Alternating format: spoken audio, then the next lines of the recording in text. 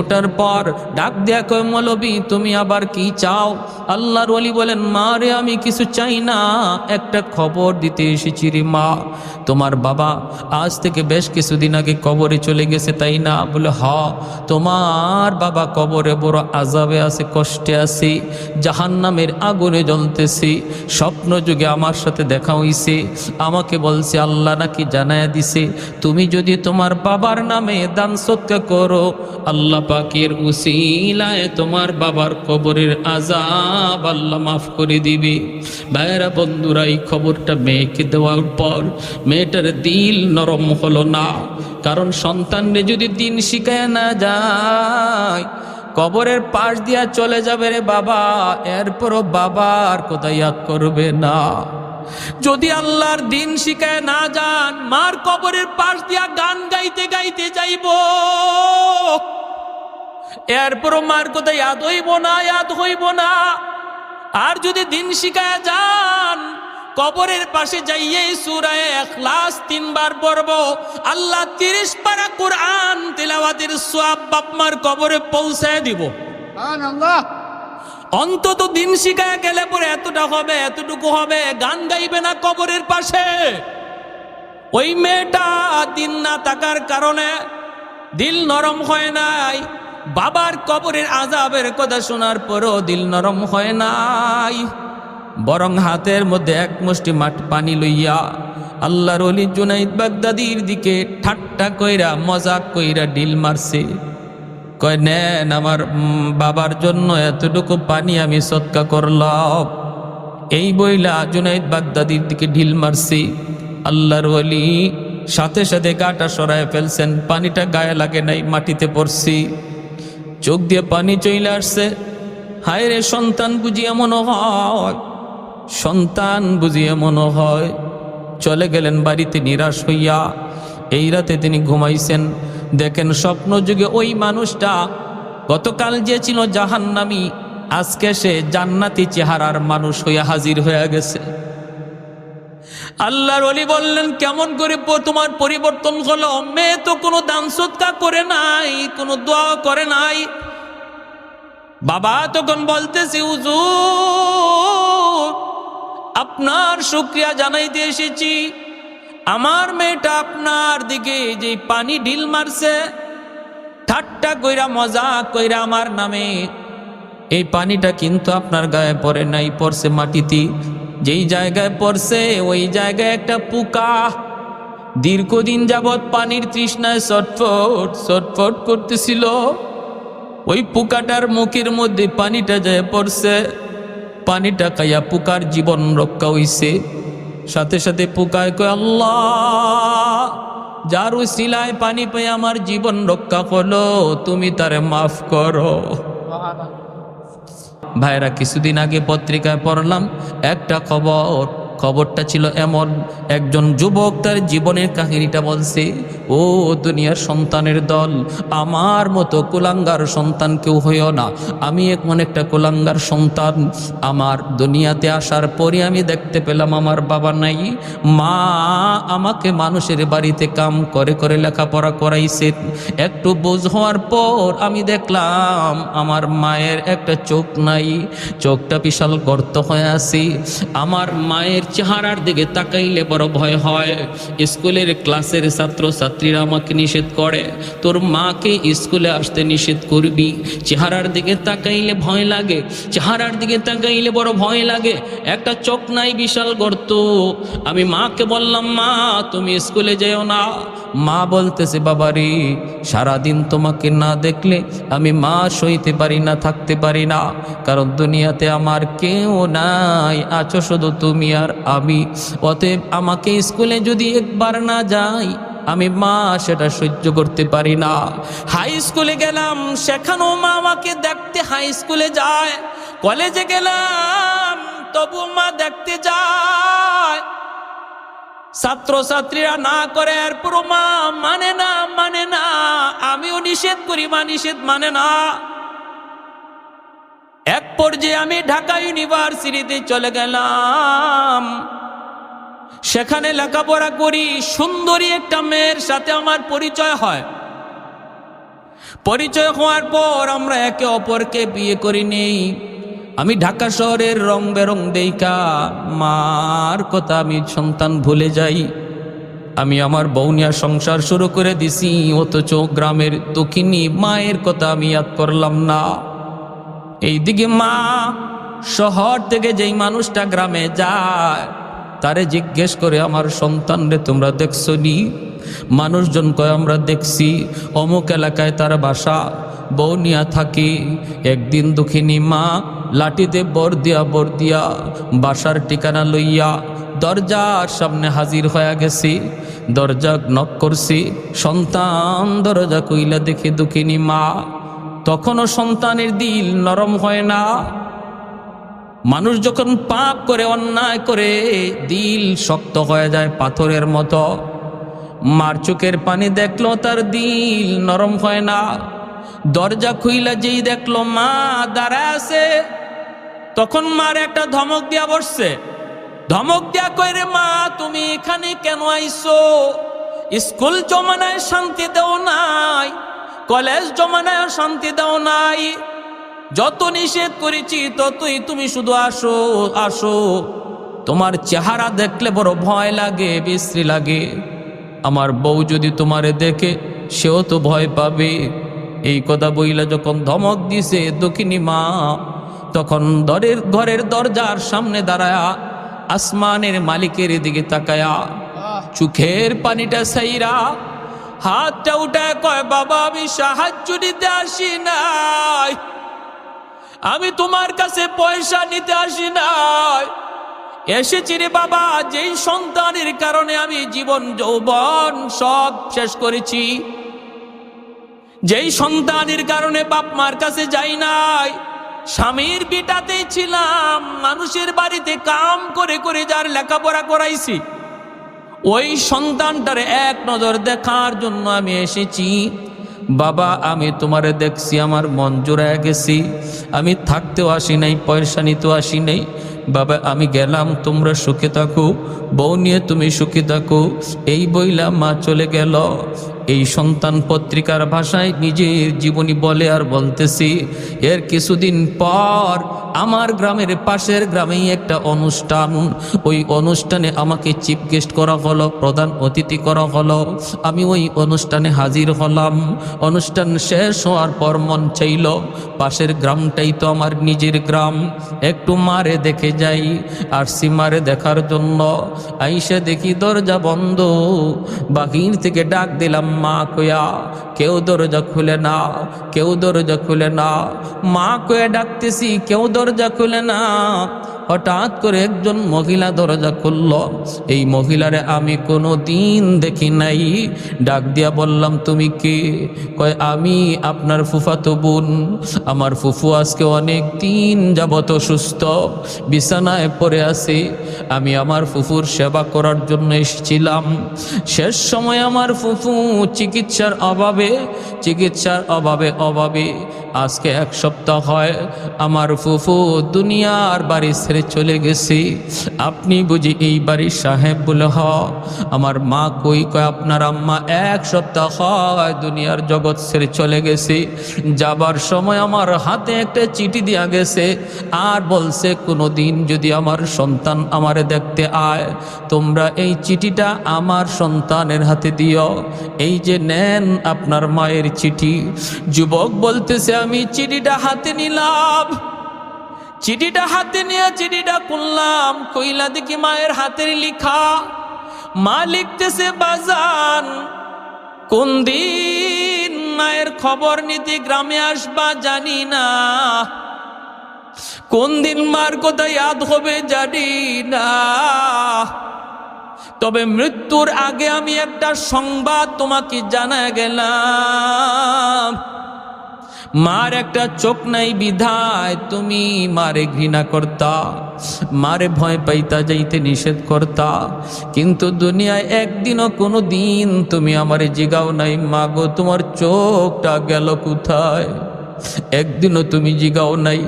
আজকে চিঠির ভাষায় লিখে গেলাম, বাবারে এই চোখটা আমি তোমারে দান করছি। যেরকম সুবহানাল্লাহ। এই চোখটা আমি মা তোমাকে দান করছি। শিশুকালে তোমার টাইফয়েড জ্বর হয়েছিল, ডাক্তার বলল তোমার একটা চোখ নষ্ট হয়ে গেছে, যদি আর একটা চোখ তোমারে দেওয়া না হয় তোমার দুটো চোখ নষ্ট হয়ে যাবে। আমি ডাক্তারকে বলেছিলাম, ডাক্তার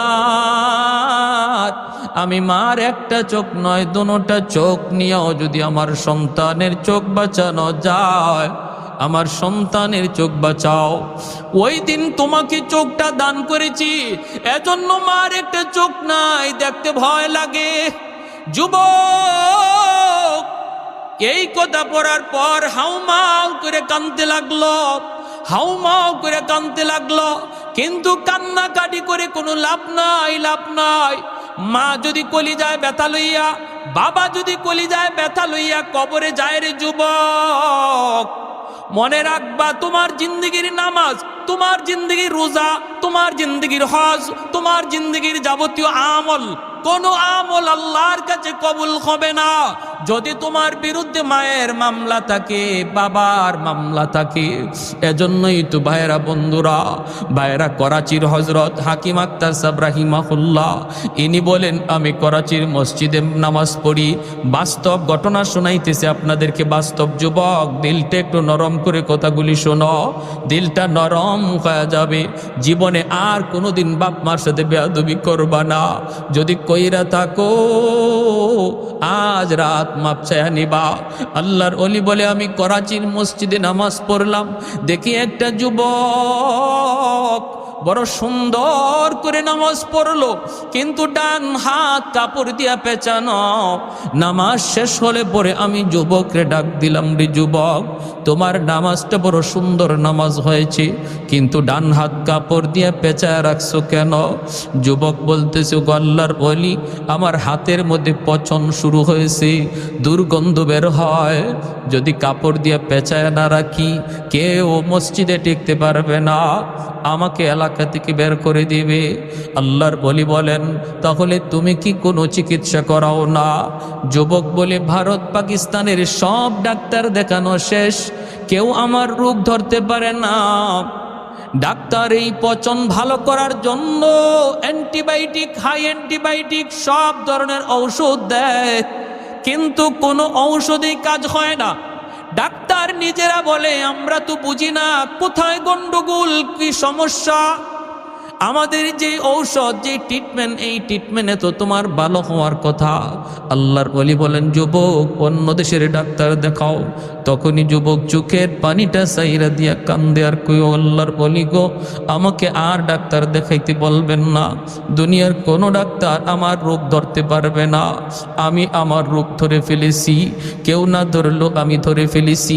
আমার রোগ হলো আসমানে, চিকিৎসা চলছে জমিনে, আগুন লাগছে শেরপুর, পানি দেয় ফরিদপুর, জীবনে কোনোদিন আগুন নিভবে না। আমার রোগ হলো আসমানে, চিকিৎসা জমিনে, রোগ সারবে না। কি তোমার জীবনের ইতিহাস? এমনি যুবক চুকির পানি সেইরা দিয়া কান্দে আর কয়, আমি আমার মায়ের গর্ভে একমাত্র সন্তান, জন্মের পরই আব্বা মারা গেছেন, আম্মা আমাকে বড় কষ্ট করে করে লালন পালন করছেন। আমি মানুষের বাড়িতে মায় কাজ কইরা কইরা আমার স্কুলের খাতা কলম কিনা দিয়া দিয়া লেখাপড়া করাইছি।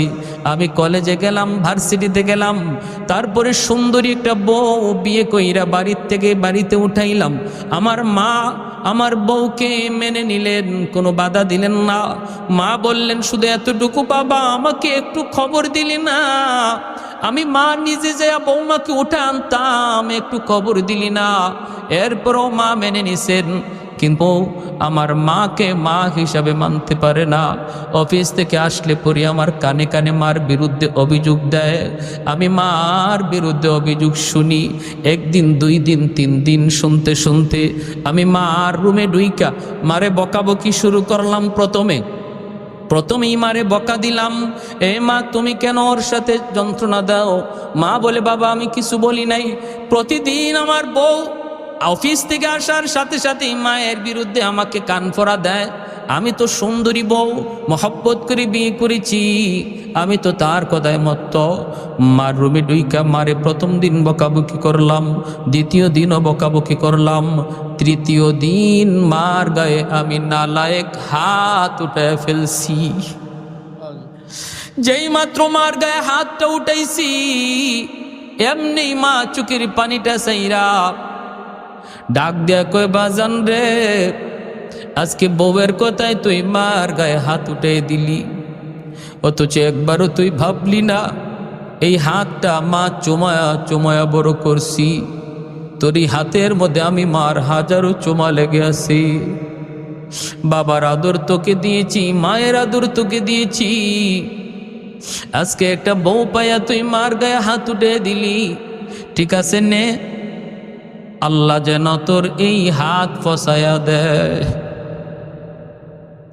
আল্লাহ যেন তোর এই হাত পচায়া দেয়, তুই যেন আমার জানাজার নামাজ পড়তে না পারো। যুবক কান্দে আর বলতেছে, ওগো আল্লাহর বলি, আমি টের পাইছি তখনই আমার পায়ের নিচের জমিন কাইপা উঠছে, যেন মার বদুয়ার সাথে সাথে আল্লাহর আরশটা পর্যন্ত কাইপা উঠছে।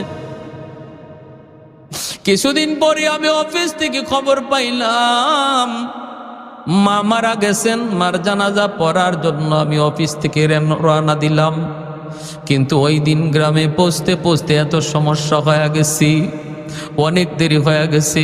অন্য কোনো দিন এত দেরি হইতো না।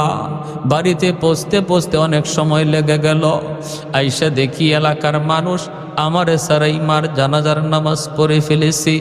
মানুষজন আমাকে ডাইকা বলতেছে, বাবা অনেকক্ষণ অপেক্ষা করেছি রে বাবা, আর মানুষে অপেক্ষা করে না, এজন্য জানাজা পড়ে ফেলেছি।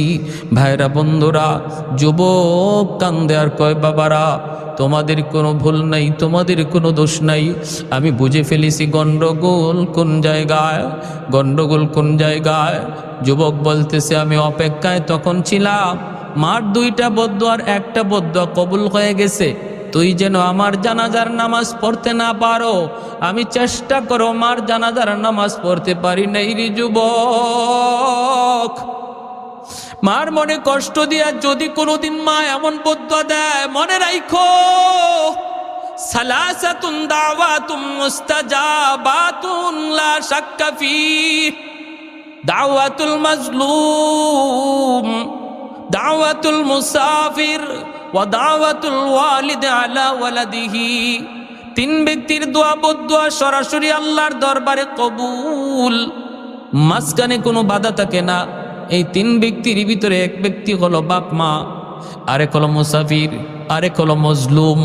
এই তিন ব্যক্তির দোয়া বদদুয়া সরাসরি আল্লাহর দরবারে কবুল। এজন্য মায় বদদুয়া দিছে, তুই আমার জানাজার নামাজ পড়তে যেন না পারো।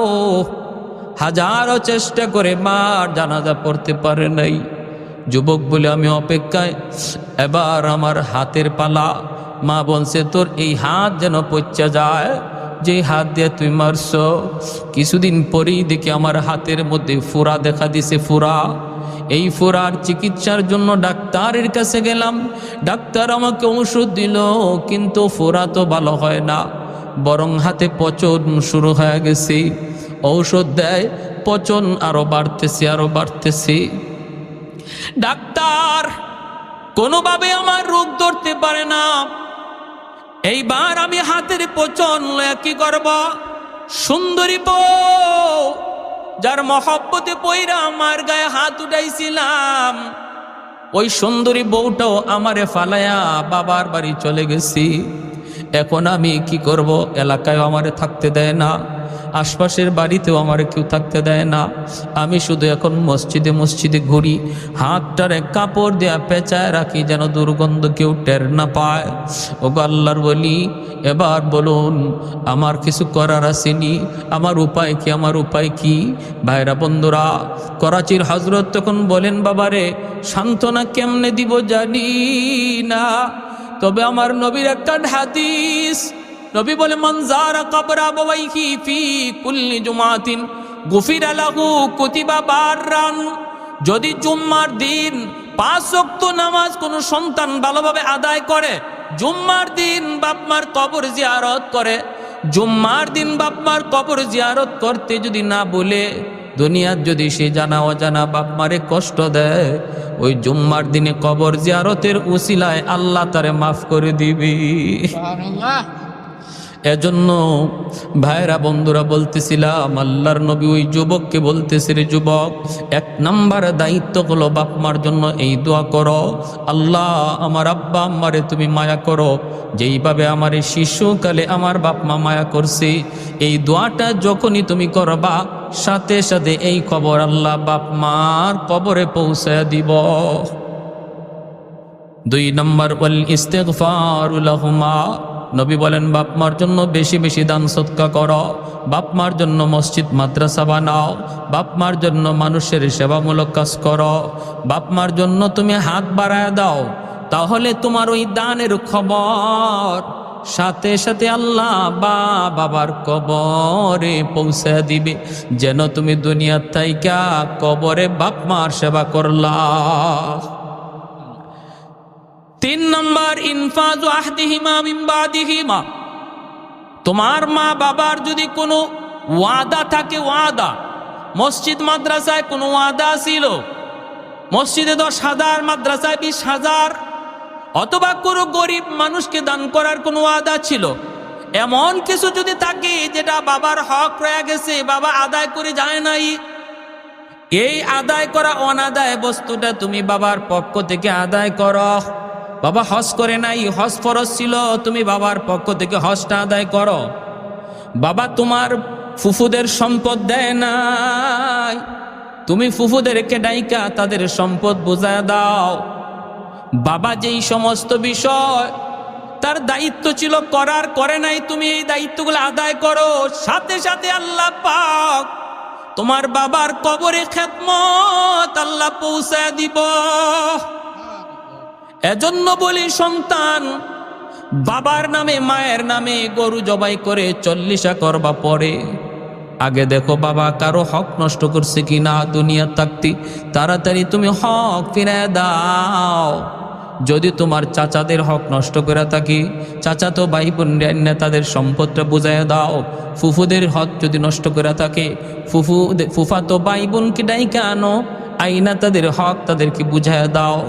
এই কাজ না কইরা হাতি জব কইরা 40 খাওয়াইলেও বাবার কবরের আগুন নিববে না। ভালো করে শুনেন, আমরা সমাজের তালে তালে চলি, আর আমি